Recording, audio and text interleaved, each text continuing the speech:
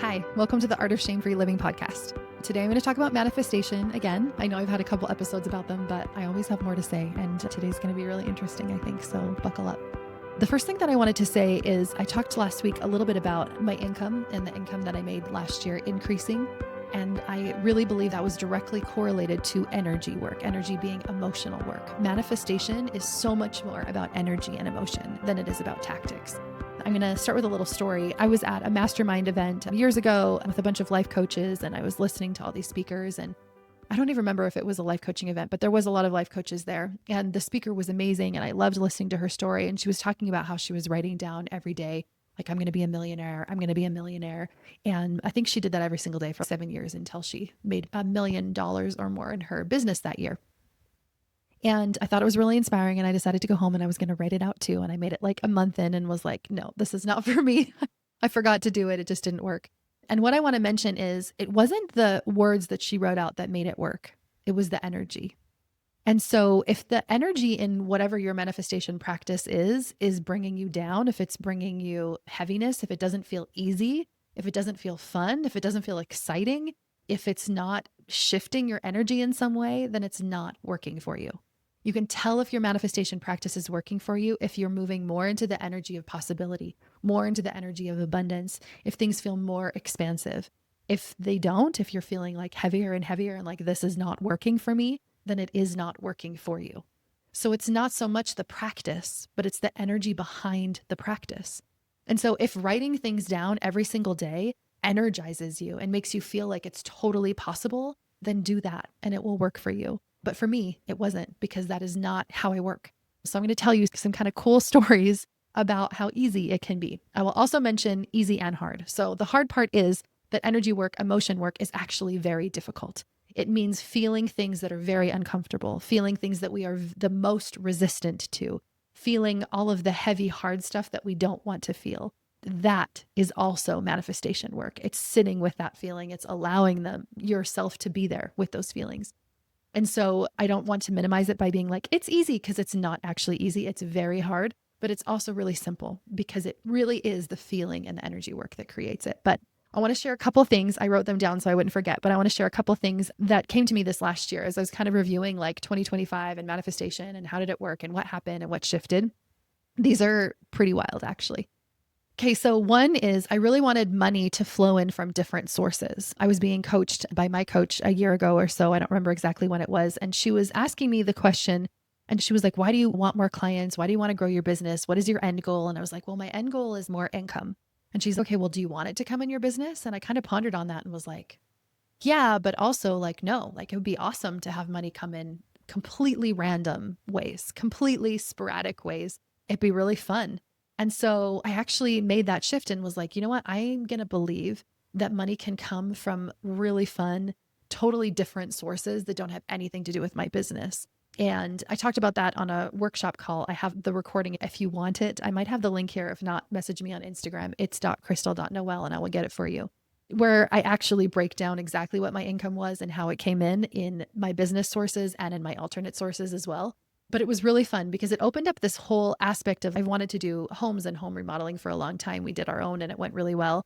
And it seemed a little bit impossible. That seemed like a manifestation in and of itself, actually, is like I wanted to remodel several homes, but we didn't have the investment capital in the beginning to actually do that. And so logistically, it didn't make sense, but we were able to manifest that and it worked out and it was amazing. And anyways, the whole thing just wrapped up so awesome. And it was so fun and it was so creative and it was such a fun way to put my energy into something new. And I just loved it. It like really sparked a light inside of me. And it all came from this idea of money can flow in from other sources, so that I was just open to what other possibilities would happen. And again, I wasn't sitting down and writing that or journaling that or pondering on that every day. It was like in a moment that shifted. And I just knew it was true. And I knew money could come in from multiple sources and it would happen. And looking back at the end of the year, I'm like, wow, I never focused on that more than that one time. I never focused on trying to make that shift happen or practicing a belief. Like it really just shifted and my energy shifted. And then I was open for it. Again, going with that is like, I want to manifest doing this 5 times, 5 different houses. And it doesn't logically make sense that that could work out so quickly. And it really has in amazing ways, actually, in that We've had people come to us that want to do, work with us, and we've had other paths open up for income in order for us to be able to do more houses way sooner than we thought possible. So that's another cool little manifestation principle, is like being okay to have it happen however it needs to and whenever really actually opened it up to happening it way more quickly than I think if we had tried to do it logically. Okay, another one is I wanted to create more income in my business so that I had monthly recurring revenue that was increasing every month. And again, this was just a shift that happened in a moment. Somebody else had said like, oh, this is kind of what I'm working on. And I was like, what a great goal. That would be awesome. I would love to have a regular recurring monthly revenue. Because up until that point, I felt like it would kind of go up and down. Like I would have different things coming in and not coming in. And it really felt like sporadic, like it wasn't really planned. And I was like, I never know how it's happening. And so I was like, ooh, a regular recurring revenue would be awesome. And the ideas that came from that space were totally different. And again, that was like a small little shift. It just came and I was like, I know that that's possible. I don't know what's going to happen. I'm just going to be open to it. And I didn't look at my exact numbers every single month, but the trend over the year was definitely that it was increasing over time and that it was always recurring, that I had regular recurring revenue. So that was really awesome too. The last shift that is actually the most wild to me has to do with social media. So the same kind of conversation I'm having about what do I actually want? Why do I want to grow my business? Do I want more income? Like, how do I want this to happen? And I knew that I actually did want more income within my business as well. But for me, that looked like I love to grow in social media. I've loved to do organic marketing. I've loved to just meet people. Like that's just kind of come naturally. And so social media has always felt like this kind of crucial part of my business. And so focusing on it so much had often made it kind of a heavy energy. If it was working, then I'd feel good. If it wasn't working, I didn't feel good. I was really attached in that way. And when we feel really good when it happens and we feel really bad when it doesn't happen, we know that attachment is at play. And so I knew it wasn't feeling really good, but I wasn't sure how to shift it. And so as I was kind of pondering and getting coached and talking about this, the shift that happened in that moment was like, what if I just manifest the end goal? What if my end goal is just more clients or more income in my business? And what if I don't even worry about social media? Like, what if I just let that go? And that felt so good and so relieving. And as I kind of worked through the year, I was thinking about like, are these numbers affecting me? Am I affected by them? And so I did do some like non-attachment work around social media numbers and numbers in business in general so that I didn't feel that trigger anymore about it. So I felt really open about it. And I think it was the end of December or beginning of January, I was looking at my numbers and I realized that my social media numbers had gone down like throughout the year. If you had looked at it from like the beginning of the year to the end of the year, it was just like this negative trend, like down 100 every couple of months from the beginning of the year to the end of the year.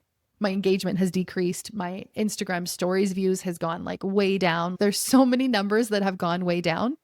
But then looking at my income has steadily increased and gone way up. And I was like, that is fascinating.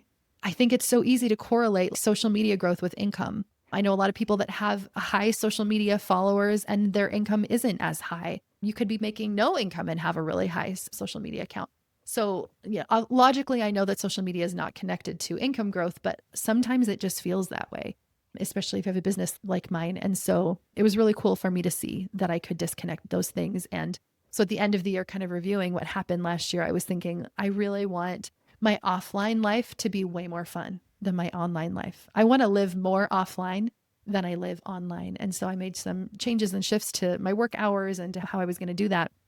I talked more about this in the workshop, so you can get the recording of that as well. But I really think that going to what feels fun, going to what feels better, going to what feels good, what feels exciting, is the energy of manifestation. And in this case, like dropping the idea that social media had to be even a part of the whole funnel, a part of my whole business, made me feel so much better about it. Now I get to post when I want to post. I get to post when it feels good to me. And I don't have to just be there constantly, like drilling into the algorithm all the time in order to make that happen. All that to say, anything is possible. Go manifest whatever you want, whatever feels good to you, and let your manifestation journey be fun, not heavy and not hard and not feel bad.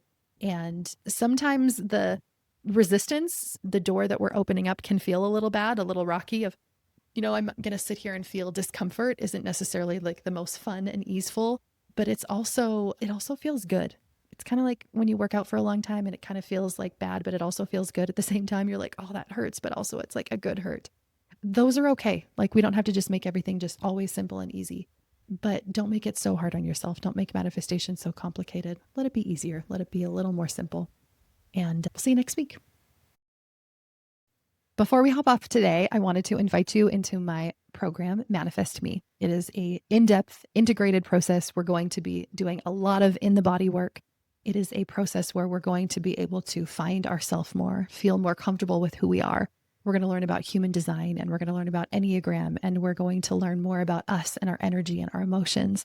And we're going to spend a lot of time in stillness and in silence and sitting with that, which might sound a little resistant, which might sound a little uncomfortable for you, but also it is where the growth happens. I promise you, the body is where the growth and the healing happens. It culminates in a 4-day, 3-night retreat in the Rocky Mountains in Alberta. It includes that. So there'll be a link here that you can go and check that out. But I would love to invite you to come and join us on this beautiful grand adventure. We did it last semester and it was fantastic. We had really great reviews, really great testimonials from the women that joined there. And they felt very different at the end than they did in the beginning. So come and join us if this feels fun and good to you. And sometimes I'll also mention, sometimes my intuition feels a little scary. It feels a little like I'm a little nervous to do that. I'm a little fearful to do that, but it also feels like the right thing. And so just listen for that. If it's not for you, it will not be for you. And you will just know that too. But just believe and trust that you'll know if it's for you, and the timing and the way will work out for you as well. So come join us there, coachcrystal.ca/manifest-me.